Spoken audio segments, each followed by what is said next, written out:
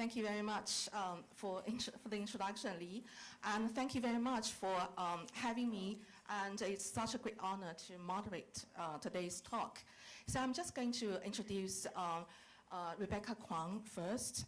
So she is the #1 New York Times and #1 Sunday Times best-selling author. She has authored 5 novels. The first 3 are the Poppy trilogy.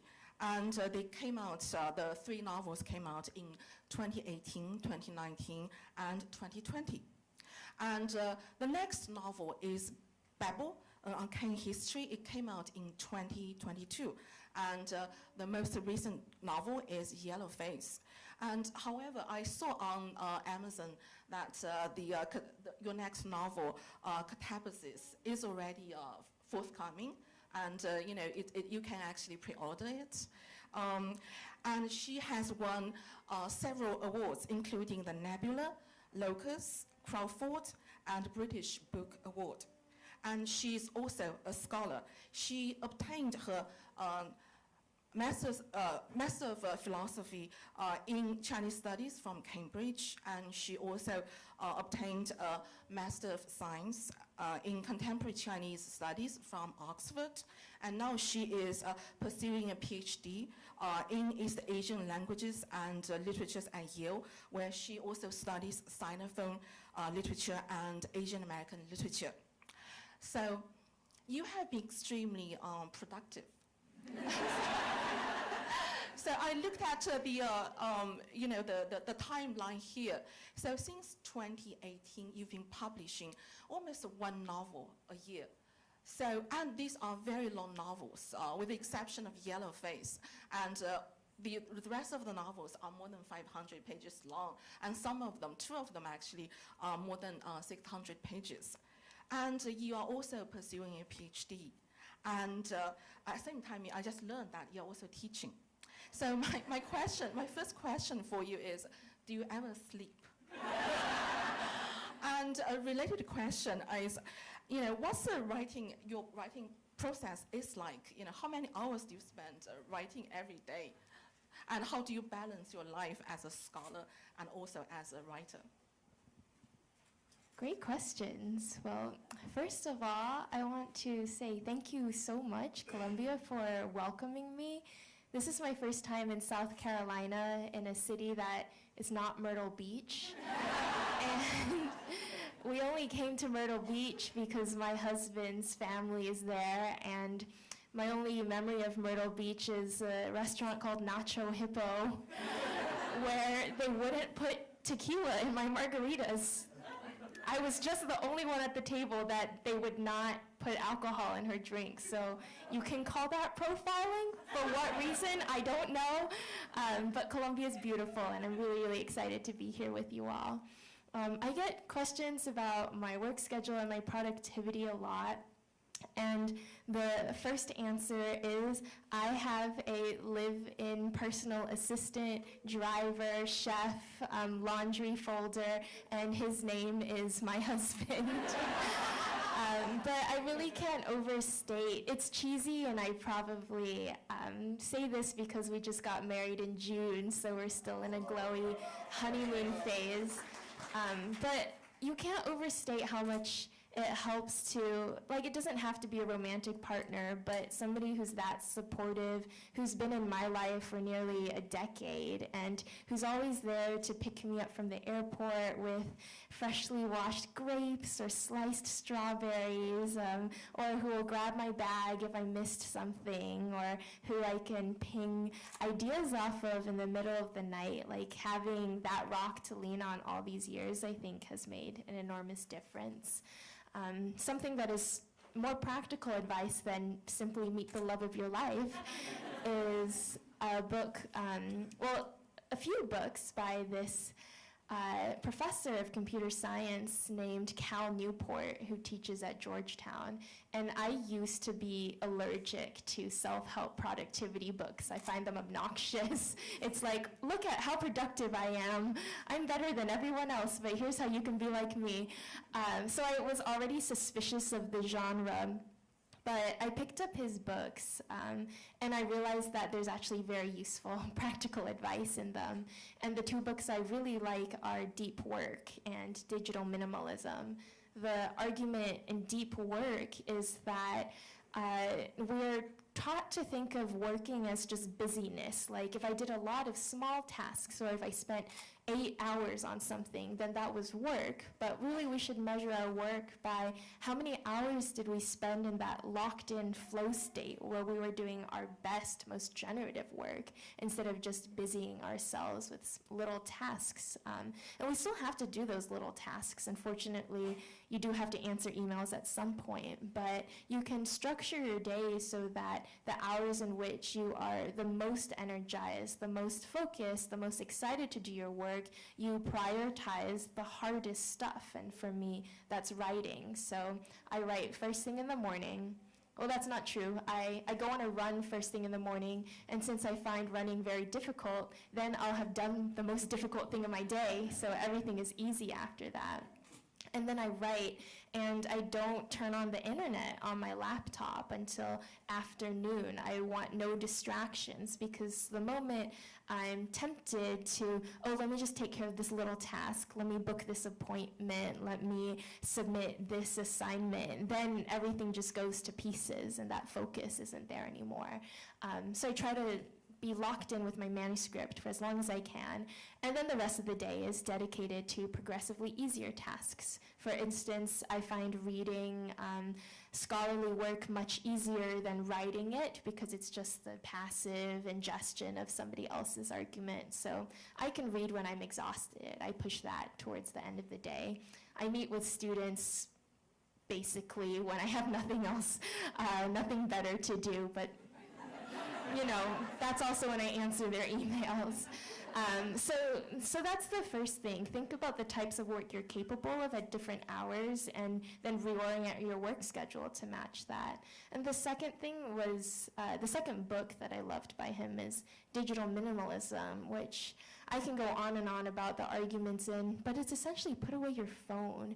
You are not being productive on your phone. Social media is not making you more connected or interesting. If anything, it's just breaking your attention span and robbing you of the ability to invest in hobbies and in learning things that require focus and engagement. So once I read Digital Minimalism, I did that digital purge, would actually put my phone in a drawer and try not to even think about it. And still to this day, I have app blockers on my devices, so I get like 20 minutes of Instagram a day, and those 20 minutes are scheduled during times when I'm most likely to be at lunch or busy. So I go for days and days without even feeling like the itch of the temptation to go on social media, and that frees up an enormous amount of time and the power to focus, and that has made a big difference. Thank you very much. I'm wondering, because I learned that you also travel. So do you write when you travel too, or how do you fit writing into your travel schedule? I'm already envisioning my writing session tonight. I'm gonna be in my pajamas, like curled up like a gremlin in the hotel bed, typing. But I used to not be able to write when I traveled. I used to be very precious about my writing routine, and I think many writers are. It's a cute thing to do, to have your setup, your desk in a well-lit place, to have your mug of tea and your incense burner, your candles, your music, whatever. And I used to be just I really romanticized the idea of the ideal writing environment. But then I read this book by Roland Klinkenborg called Several Short Sentences on Writing, which is just a really fantastic book on craft, and addition to thoughts on short sentences. He also had this throwaway comment that the more things that you need to write, or the more things that are involved in your writing ritual, the more barriers you have to actually writing. Because if you're missing any one of those, if your tea hasn't been made yet, or if the plant doesn't look so good, then suddenly you're focused on the tea or watering the plant.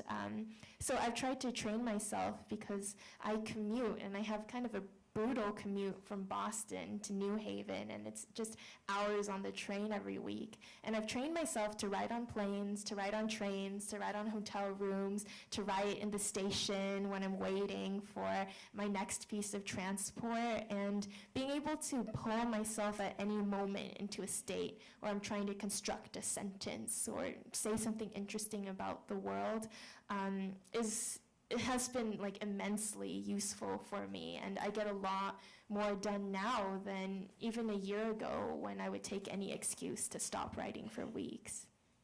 Thank you very much. I have another question about writing.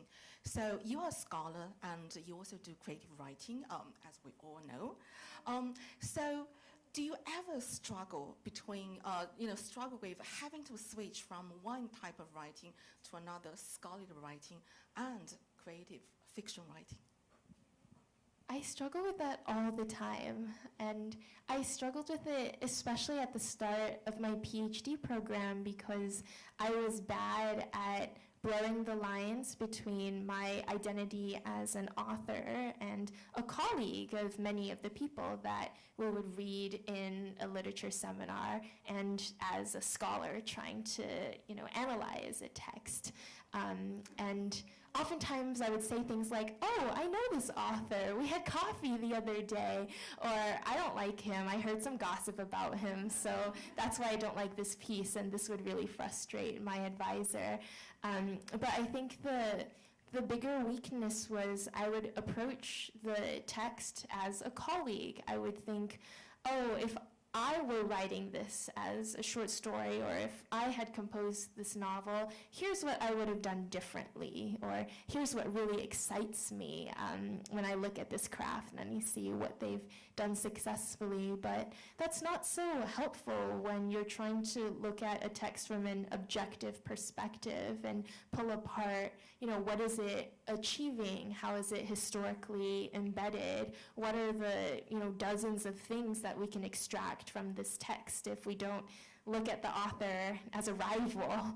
And my advisor pulled me aside sometime during my first year and said, I realized that you have these creative writing skills, and that's your instinct when you approach a piece of writing, and those are skills that will serve you well later in your career, because you'll be able to see things in a text that your peers don't necessarily. However, there's this other muscle that you haven't been working because you've been able to lean on your identity as an author, and I need you to work this muscle in isolation and do reps basically for the next few years until you can braid these two methods of analysis. So I've really tried to step outside of myself as Rebecca the author and just be Rebecca the scholar when I'm in the classroom. I think in the novel Babel, we can see Rebecca the scholar too. So, I was so impressed by the amount of research you must have done for this project. So I'm just wondering, what kind of research did you do for Babel, for this work? So what kind of, materials did you use? Clearly you use the newspapers, because there are places where, time is mentioned, quoted. Sometimes, did you also use personal notes, correspondence, or travel logs, and espionage reports, for example, and missionaries' reports or diaries? And I'm thinking about Professor Lovell as this person who collects a lot of espionage information for the empire, right? So could you talk a little bit about your method or the type of material that you actually used for Babel? Yeah, that is such a fun question.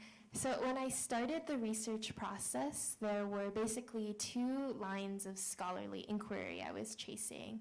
And the first was just contemporary history about the 1830s, because I had to understand everything about the Industrial Revolution, and I had to learn about silver capitalism, and I had to know every detail of Victorian London, right? What they were wearing, how they spoke, modes of transportation.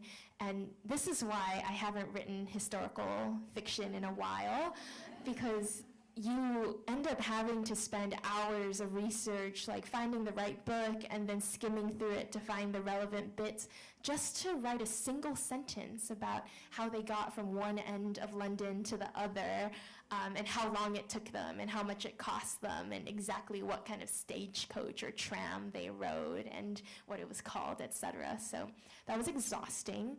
I also basically gave myself the education that the cohort would have had. So when Robin, Rummy, Victoire, and Letty are reading about the German Romanticists and translation theory, and they're reading Herodotus, and they're thinking about how people have thought about translation for centuries, I took myself through that same intellectual journey.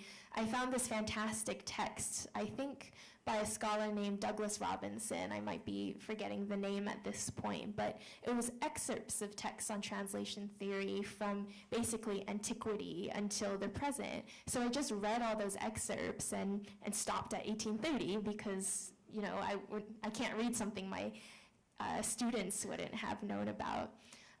So that got me pretty far, and the novel was coming together, but I couldn't quite crack the voice. And I think it's always really tricky for people in the contemporary era to write about the Victorians. There's a very, I think, a stereotypical type of description that we use when we try to write the Victorians, like, hello, governor, and very steampunk London that's all gray and foggy, and there's train whistles all the time, but that doesn't get you very far.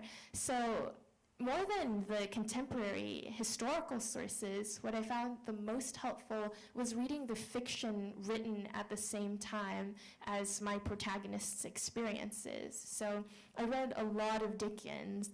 I read Thackeray, I read Austen, you know, anybody who was writing between the 20s through the Victorian era.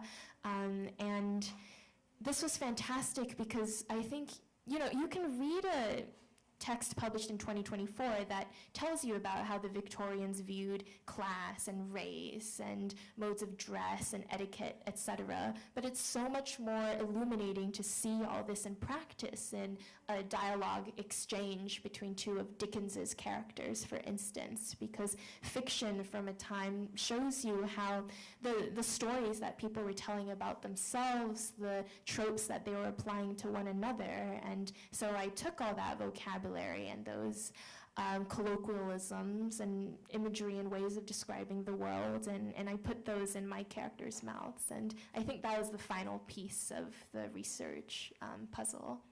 Thank you very much. So I have another question related to research, but I'm going to start with the idea of the global novel. So while reading Babel, I kept thinking about this idea of the global novel, which Adam Koch actually writes about in his book, The Global Novel, Writing the World in the 21st Century. Because here you actually write about huge historical events that transcend national boundaries. You have this huge global scope. I'm talking about Babel. And you talk about global encounters, transnational currents and processes, conflicts, wars, and you talk about locations around the globe. London is one of them, and then we have Calcutta, we have West Indies, we have China, Canton, for example. And I was also comparing your novel, Babel, with Amitav Ghosh's novels, the Ibis trilogy, and also the Glass Palace. So my question actually is not about a definition, not about whether we should call this novel Babel a global novel, but I am just wondering if you could actually talk a little bit about what actually given that we're living in this digital age, what made it possible for technically, the emergence of global novels? Did technology have a role in the emergence of these novels, which have huge scopes? And did you actually find that the kind of digital tools that we have today helpful when you were doing research for the project? Well, yeah, I think being able to find a map of London in the 1830s in a matter of seconds on Google, it helps tremendously for writing something that spans continents and decades.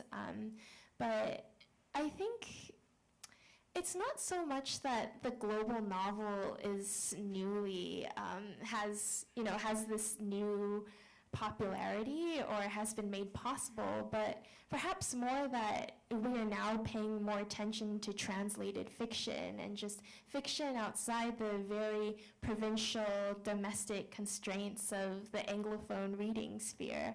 And also, I think, within Anglophone literature, like many of those novels have been global for a long time, but have not been read within that frame. For instance, Edward Said famously has that reading of Jane Austen, where he's pointing out the lingering parts in the text where there are references to, these wealthy white characters in England going off to visit the plantations that they own, and everything about the lives of Austen's characters, the tea that they're drinking, the porcelain that they use, the fabrics that they're wearing, the way they're cut, the way they're dyed, those all have clear global connections. And when you read them as like a domestic love story, instead of like a snapshot of empire in its heavily connected era, then that's really about our interpretive method and not about the global commitments of the book.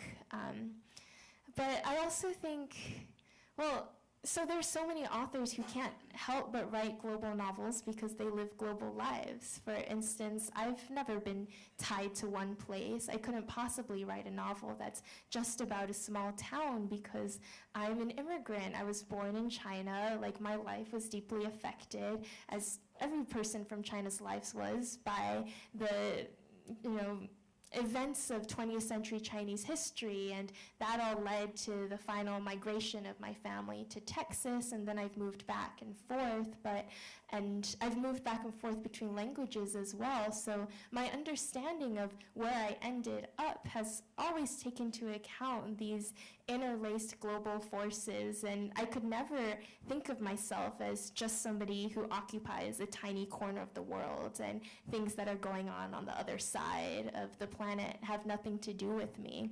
And I'm not special in feeling this way. Many diaspora writers have these concerns. Many translated writers have these concerns.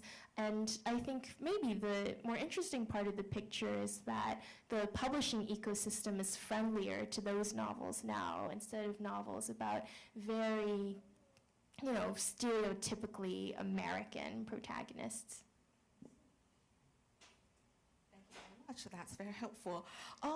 So in Yellowface, so people ask Juniper Song why she chose to Chinese laborers in World War I as the subject of the novel, which she stole from Athena. So I'm going to ask you similar questions about Babel. So how did you choose to focus on the Opium War? And also, how did you chose to focus on 1830s, right before the Opium War in 1840, and why translation? What made you to decide to look at the war through the lens of translation, and why silver? So these are related questions. Thank you. I remember when I was wrapping up the final draft of The Burning God, which is the last book in the Popular trilogy, I got on the Zoom call with my editor and my agent, and everybody was so excited, and David, my editor, was like, well, what are you going to do next? And I just beamed and said, I think something about silver capitalism. And he was like, okay, can you say that in a more commercial way? And I said, no. But my books always arrive to me through questions and lines of inquiry before they're solid plots. The problems are what I'm interested in first, and then later on they turn into characters and scenarios and aesthetics. But in the year that I started writing Babel, I was first beginning to work as a translator for the first time. And I was translating short stories of Chinese science fiction into English. And I was having so much fun with it, but it's also really hard. So I wrote to Ken Liu, who is like the godfather of translated Chinese science fiction. And he very kindly mentored me and looked through some of my first translations. And every time he had a comment about a translation choice, I wrote back to him and asked, well, why is this more faithful? Which translation is more accurate?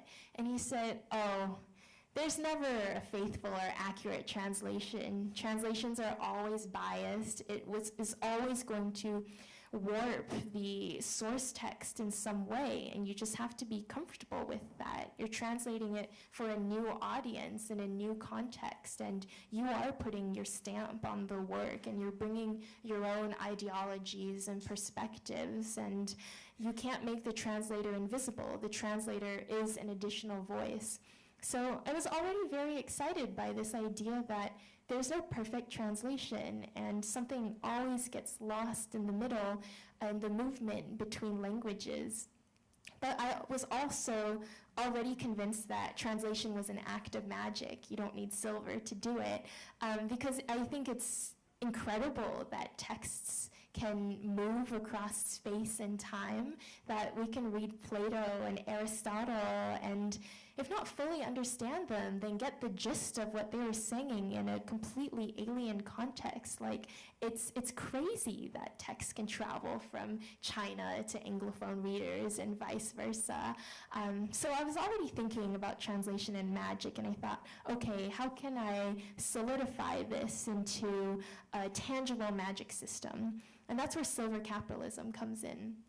So I was studying at Oxford at the time, and therefore very interested in the romantic ideal of the university, and I was digging into its seedy history of slavery and colonialism. And I was asking, well, what were the historical junctures where empire really speeds up or starts accumulating? And it seemed to me the early 1800s were a pivotal point.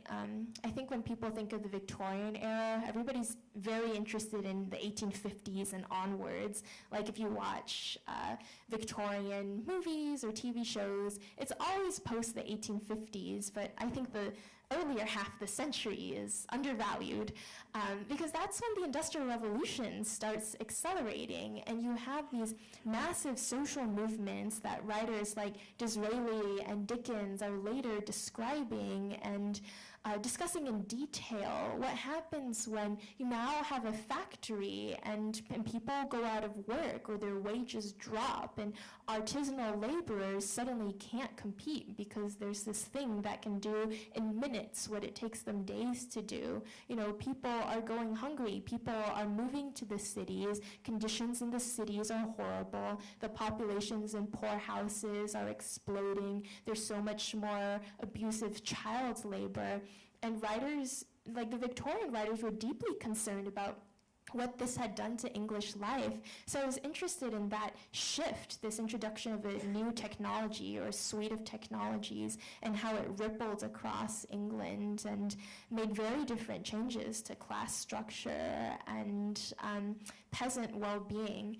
And then the object of silver figured into this because in the worldwide trade in silver, this was also the same period in which the Chinese emperor was hoarding silver, basically refusing to buy English goods, and England was at a trade deficit. This was deeply worrying because English consumers wanted silks and teas, but the Chinese didn't see anything coming out of England that they could possibly want, except for opium.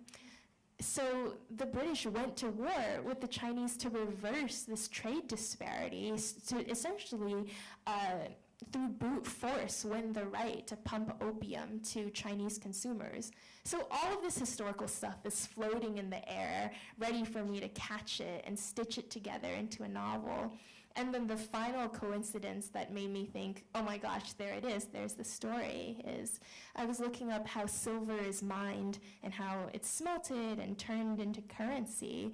And silver is smelted using mercury, which is the Roman name for the Greek god Hermes, which is the god of travelers and messengers. And from the word Hermes, we get hermeneutics, which is about understanding. And, well, Hermes, I think, must be the god then of translation, because he's the god of the movement of meaning.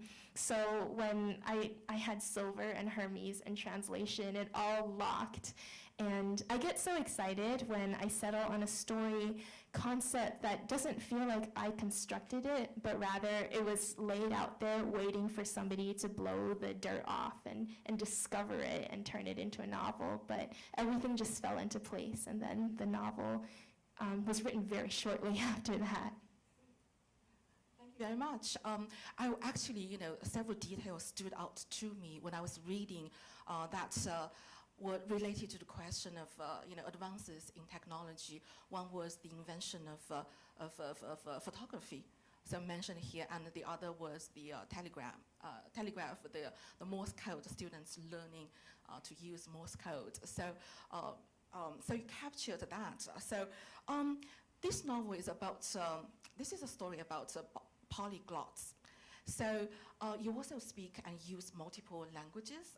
So I'm just wondering if you ever plan to write in a different language, in another language other than English in the future?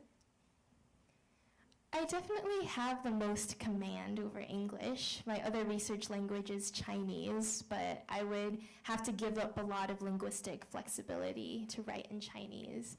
However, I am currently working on a novel set in Taipei, and we were chatting about it in the green room. And the characters have conversations in Chinese in the novel, but the novel is written in English, so I was wondering, how do I convey this? Because one way to write it would just simply be to write the whole thing in English and to imagine the characters' conversations in English, but then just say, oh, but this was taking place in Chinese. But that didn't feel right to me. That feels like a lazy way of writing these exchanges. So instead, I'm doing this kind of self-translation where I envision the scene, like a movie scene in my head, and I hear what the characters are saying, and I decide what their dialogue is in Chinese. So it's written in Chinese first, but then I translate it to English, because there's a very big difference between colloquial native English dialogue and native Chinese dialogue that is then rendered so that an Anglophone reader can understand it. The idioms will be different, the structure of the sentence will be different, the flow of logic will be different, the images that they reach for or the metaphors they use will all be different. So I think we can pick up on this when we're reading translated fiction as well.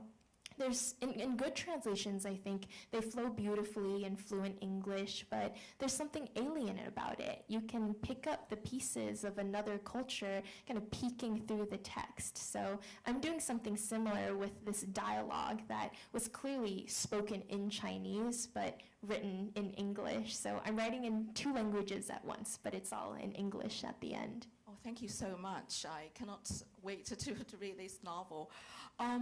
So I have a question. When I was reading the Babel, another thing that stood out to me was human emotion.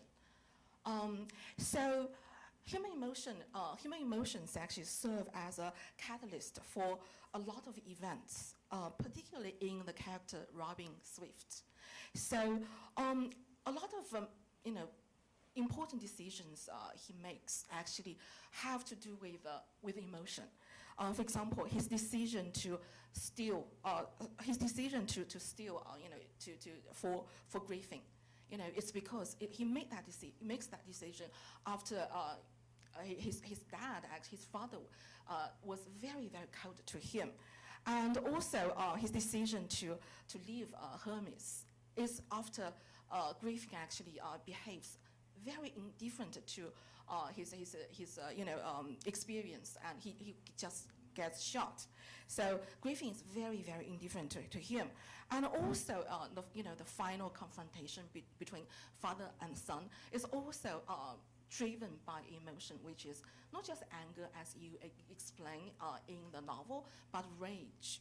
So, and we also have emotion in the character Letty, right? Sometimes emotions can be deceptive. So she cries when they are discussing whether she should be part of this or not. She cries, and her tears actually persuade the other people, the other three friends, that she's going to be with them until the end.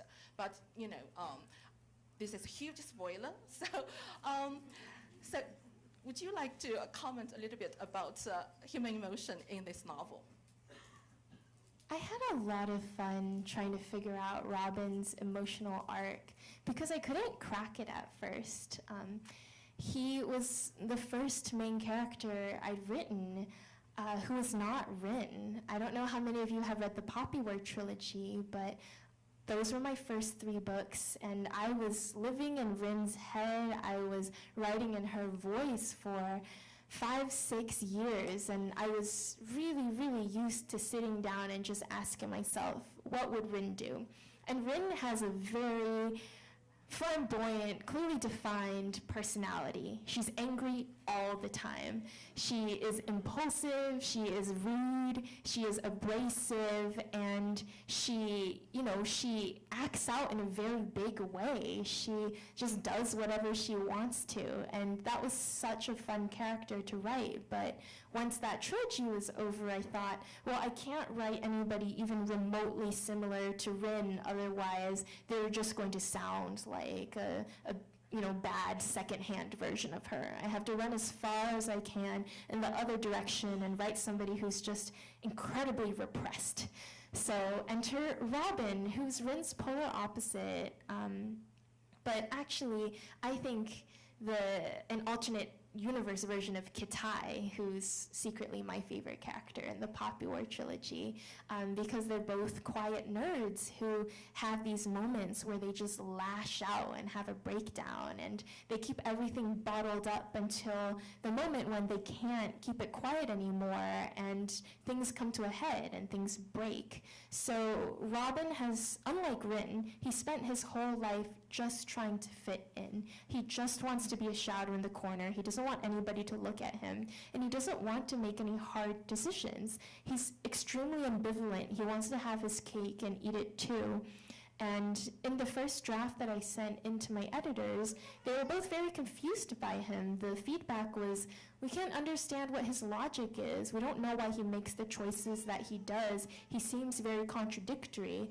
And of course, it's because in my head, Robin just was contradictory. He changes his mind from one moment to the next. He has no firm ideological convictions until much later in the book. But for much of the first 3 acts, he's deeply confused because he's young and he doesn't have anybody to tell him what he ought to believe. He just has these, like an angel and devil on his shoulders, his father and his brother, and they're always screaming at him, but he doesn't know who he's supposed to trust.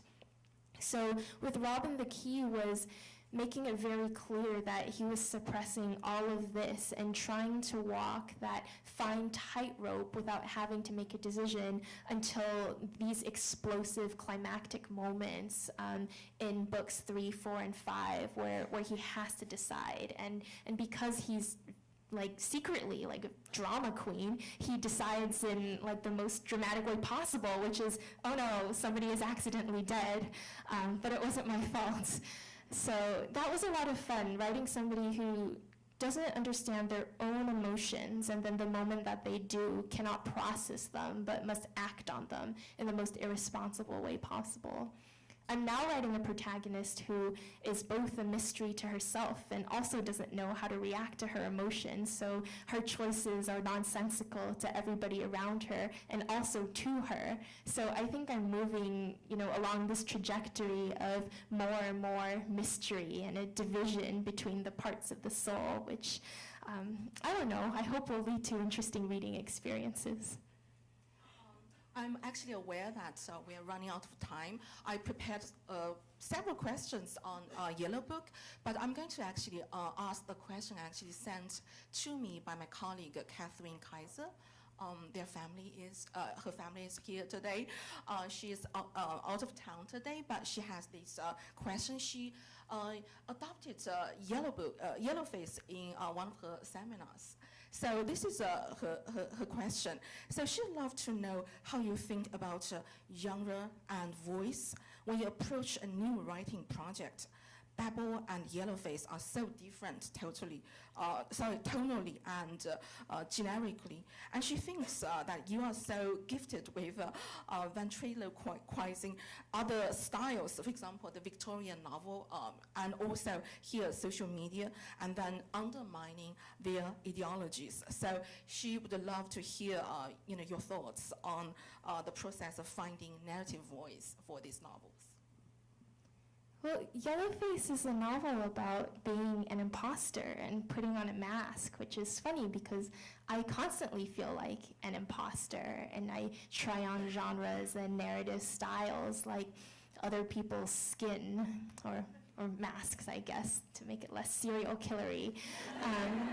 But I think I get bored really easily, and I also crave the thrill of a new creative challenge. An artist I admire is Taylor Swift. I'm not alone in this, but something that I think is really fun in her self-mythology is that she sheds her skin with every project, and no matter what people say about her or how a project is received, she reinvents herself and puts out a completely new album, new concept, new voice. And I think that's fun, even to be as established in her career as she is, and to be willing to take risks. So I've always tried to consciously jump off a cliff into a new genre with each new project, because otherwise it feels like I'm spinning my wheels and just telling the same story over and over again. And I never want to start feeling bored, because the moment you're bored with your own craft, then your readers can detect that boredom too. So when I finished the popular trilogy, I thought, that's it. I never want to work in epic fantasy anymore. I'm running straight in the opposite direction, which is Victorians. And then once I was done with the Victorians and with researching for hours just to write a single sentence about what they were eating or their modes of transport, I thought, okay, now it's time to head to something easier, the contemporary era. I already know how Twitter functions, so I can write about flame wars on Twitter. Then I got that out of my system with Yellowface, and I thought, well, I don't want to write in that voice anymore. I'm allergic to the internet now. I'm in my purge era, my digital detox era. None of you have read Calabasas yet, but when that comes out in August, you will see my fascination with the 80s, which I was born in 96, so I thought, historical fiction. I wrote this novel, and my editor said, Rebecca, some of us were alive during the 80s, and culture is a lot more modern than you're making it sound. So that was a lot of fun. It's part Cambridge in the 80s and then hell, so you can decide which one is worse. And then I finished that mode of writing and really enjoyed it, but decided to tunnel back up to the present day. And the writers I happened to be reading a lot of and really enjoying were Sally Rooney.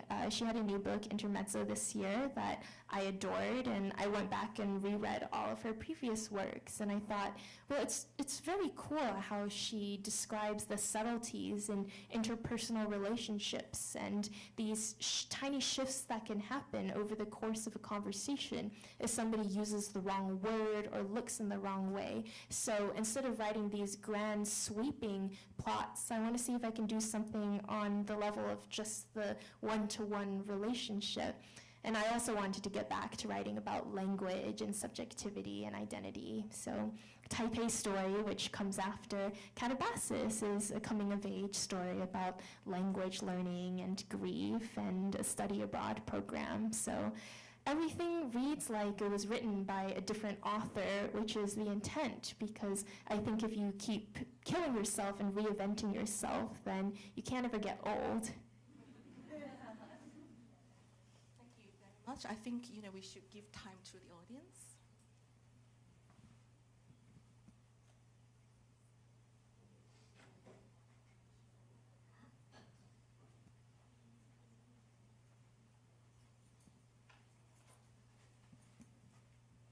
Does anyone have any questions?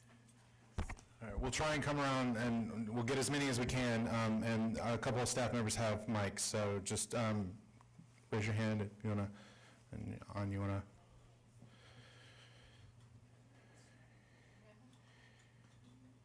All right, we'll take one over here.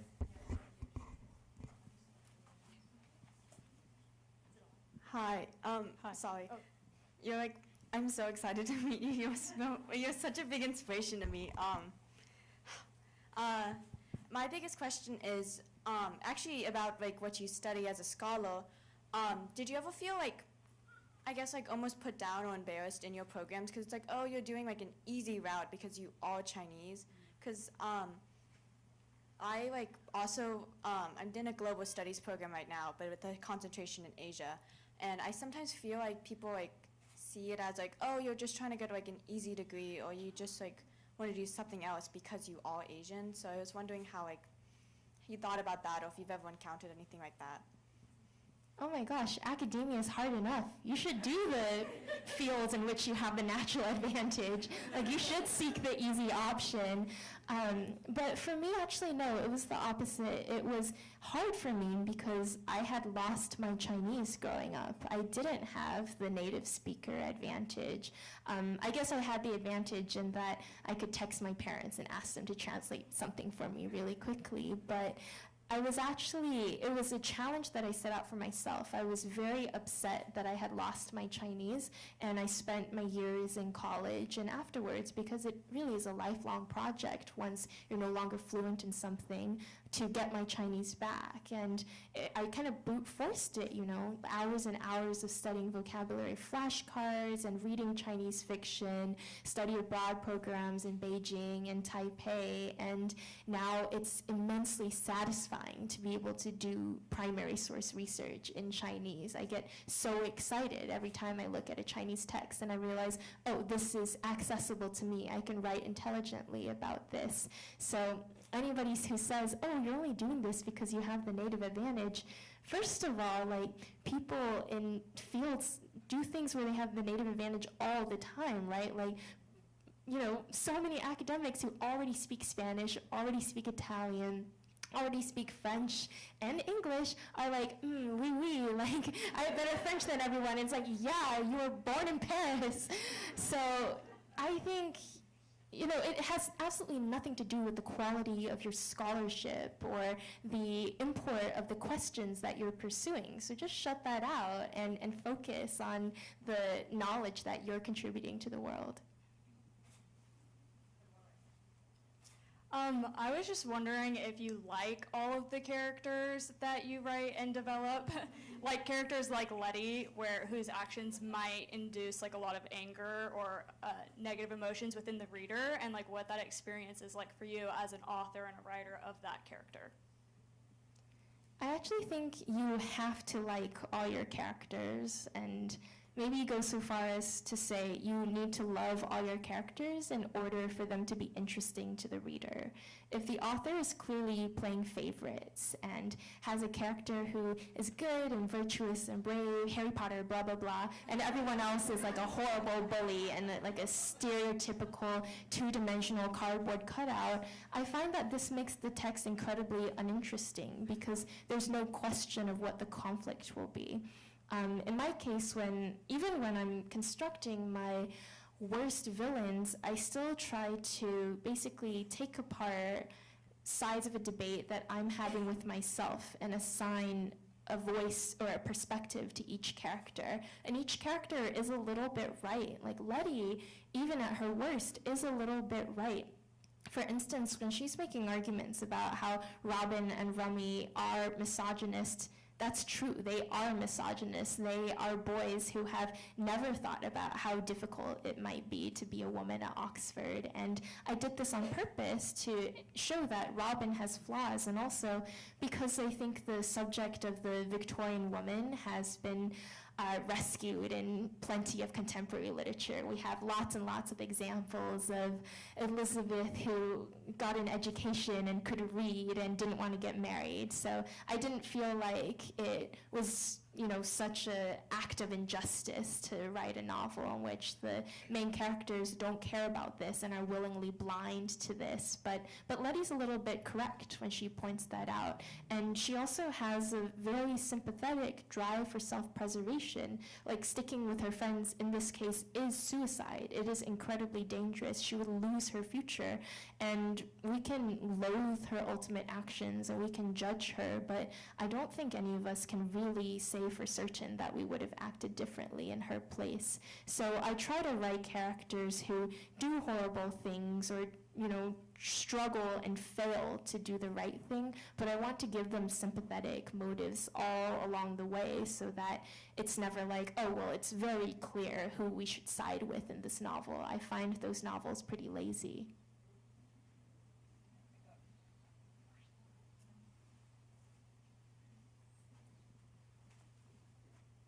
Okay. Hi. Oh my gosh. This is a question that I've had as a burning question forever. Okay. As a burning question for forever. Because you wrote Yellowface, I know there was some criticism about the book that maybe people would say that this isn't real or this doesn't happen. And I'm sure if people have been following weird things that continue to happen in the book publishing world, this has happened at least 5 times over now of people pretending to be people of color and their editors and their agent did not know until after the book has already gotten a deal or has been published. Do you have a response to that in light of this continuing to be a thing after this book's publication? In light of that type of criticism or the fact that this is happening to begin with, especially when people say, well, oh, you have an advantage if you're a person of color in the publishing world, to the point that someone would pretend to be a person of color. I think, I'm familiar with some of these cases that you're talking about, and in a lot of somebody who has been pretending to be Asian online is suddenly revealed to not have that identity. And I think it confirms for me a theory I've had about online performance and perceived advantages of different standpoints for a while. There is this strange mythology, this perceived benefit to being marginalized in certain spaces because you're taken more seriously, your voice is valued more, there's a fetish of oppression, etc.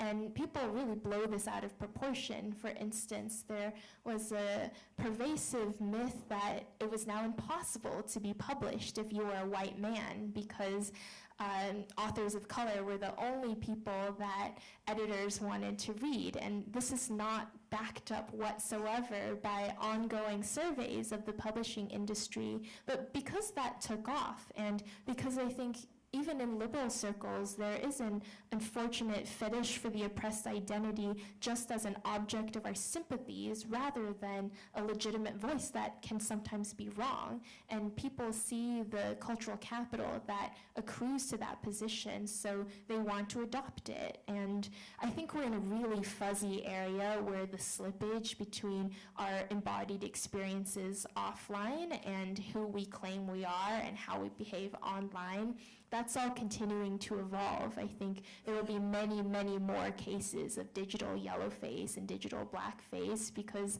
the question of what race are you and how is race relevant when you're hidden behind a computer screen? That's complicated by deep fakes, right, and AI, and I don't even know how many more cases we're going to see. And this is just uncharted, weird territory that will force us to reconsider how we talk about race and marginalization as embodied lived experiences as opposed to a cute little label you can adopt when you want to garner some kind of social clout.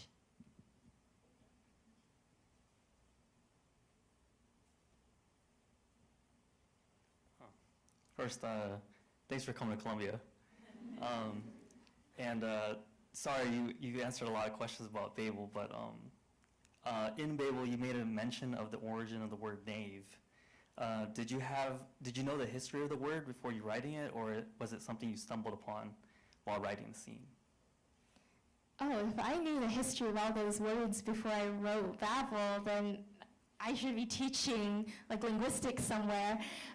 So people ask me all the time, how did you come up with these match pairs? How did you come up with these little examples? And it was just research. I sat down with etymological dictionaries and I read through them until I found origins that I thought were interesting that could possibly make a good match pair or an example in a lecture. I just sat down with like a dictionary of classical Chinese words or phrases, for instances. There's a scene that I love where they're drawing out the character that means dawn, and I'd never seen that character before, and I just had to dig through pages and pages of characters to find it. I also really enjoyed just reading, academic texts like introductory texts to linguistics, and they would introduce the idea of cognates and false friends, and this is the linguistic territory where match pairs really live, right? You want words that have similar histories but branched off in an important way so that now they mean slightly different things, because then you can exploit the space in the middle. So all of that was just hours with torrented, pirated academic texts. We have time for one question because we want to get to the assigning, and An has somebody in the back. Yes, hi, I'm all the way back here. I'm sure I'm not the only person to have had this question, and it is once again about Babel, but we are 2 minutes from a university campus. So you are obviously a very accomplished scholar, and you also wrote a book that is a lot of things, but is also a very pointed critique of the ways that universities, and especially elite universities, collaborate with governments and with imperial projects. And yet you are still at a university, like many of us who agree with your sentiments are. So I guess I'm curious how you personally squared those two things, that feeling of loving the resources that a university provides and the scholarship you're able to do and the questions you're able to pursue, and also recognizing the harms that institutions of that kind also often cause.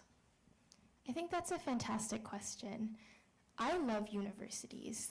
The resources that are available there, the kind of mentorship you get, the deep discussions you can access in seminar, that is magic. That is unbelievably cool that all of this is just at my fingertips. I no longer have to pirate things because I have access to Yale's digital library, and I can call up any university press published monograph whenever I want. So when people ask me, how do you square being at a university with the criticism of that university, I think it's so cool that knowledge centers like this exist, endowed with so many resources.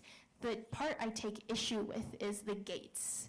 I think it's horrendous and ethically unjustifiable that so much of this knowledge, these books, these libraries are accessible only to perhaps the dumbest demographic.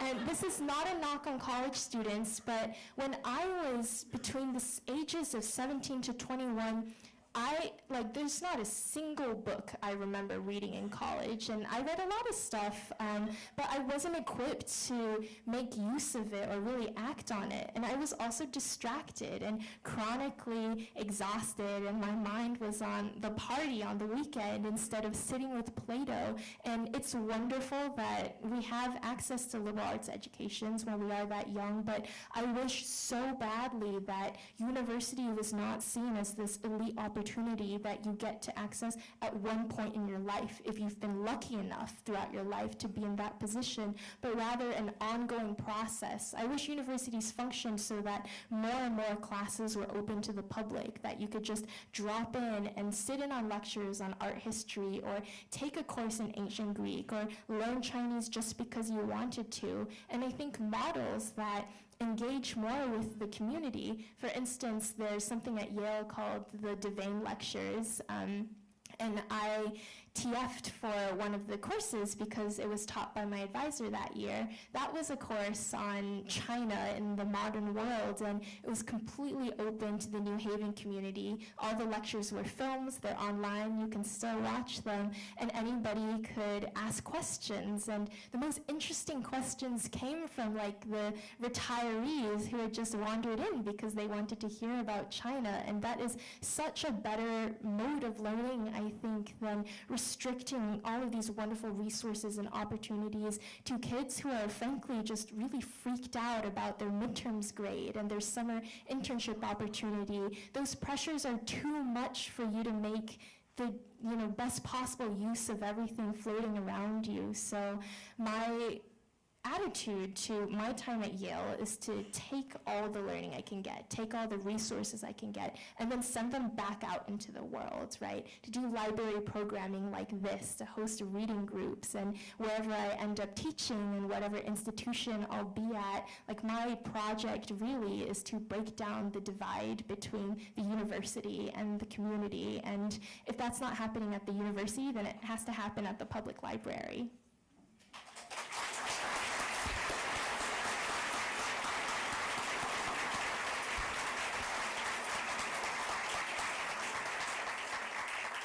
That was fantastic, a great note to end on. I want to thank our ASL interpreter who's helped us out tonight.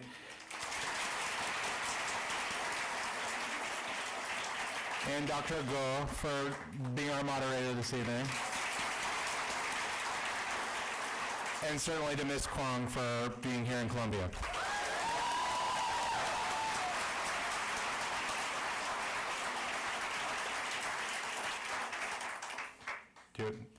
You look like you're about to say something. Okay, all right. Then we will make our way out of here and go line up for the signing. Staff will help you get your book ready, and staff will also help